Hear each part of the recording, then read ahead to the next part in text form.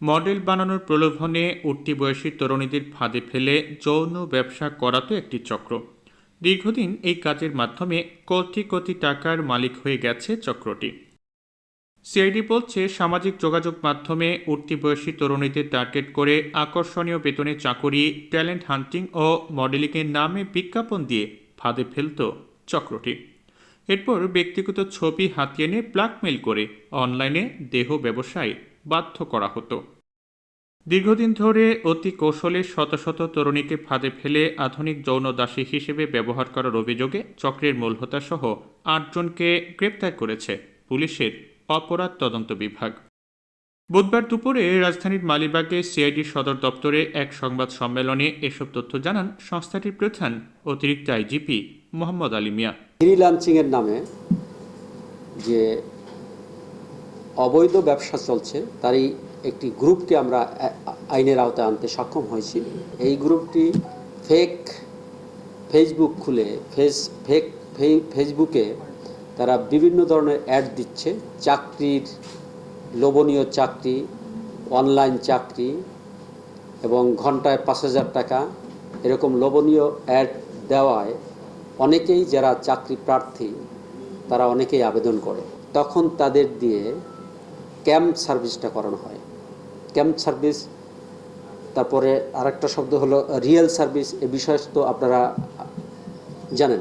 আচ্ছা, তাদের আমরা আইনের আওতায় আনতে সক্ষম হয়েছি। আমরা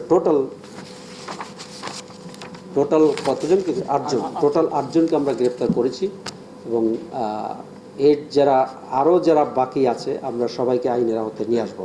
এই চক্রটি মূলত উঠতি বয়সী তরুণী সহ যেসব তরুণী পারিবারিক ভাঙনের শিকার ও আর্থিক সমস্যা রয়েছে তাদেরকে টার্গেট করত। অনেকে গ্রাজুয়েট, ডিগ্রি পাস আছে, ইন্টারমিডিয়েট পাস আছে, বা অনেক ব্রোকেন ফ্যামিলির মেয়েরা আছে যারা সারভাইভ করার জন্য একটি চাকরি খুঁজছে। এই সব মেয়েরা দরখাস্ত করার পরে তাদের ইন্টারভিউর জন্য ডেকে আনা হয়।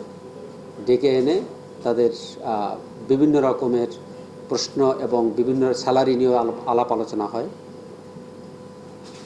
এবং কিছু কাজের কথাও বলে যে অনলাইনে এই ধরনের কাজ করতে হবে। যেমন অনেক সময় বলা হয় তাদের যে আন্ডারগার্মেন্টসের অ্যাড দিতে হবে। তো এইগুলি যখন বলা হয়, অনেকে যারা নিতান্ত গরিব তারা কিন্তু এই বিপদে পা দিয়ে ফেলে। সিআইডি জানায়, বিভিন্ন বয়সী নারীদের ভিডিও কল ও দেহ ব্যবসায় বাধ্য করে এবং গোপনে ধারণকৃত সেসব ভিডিও বিক্রি করে চক্রটি প্রায় ১০০ কোটি টাকা আয় করেছে।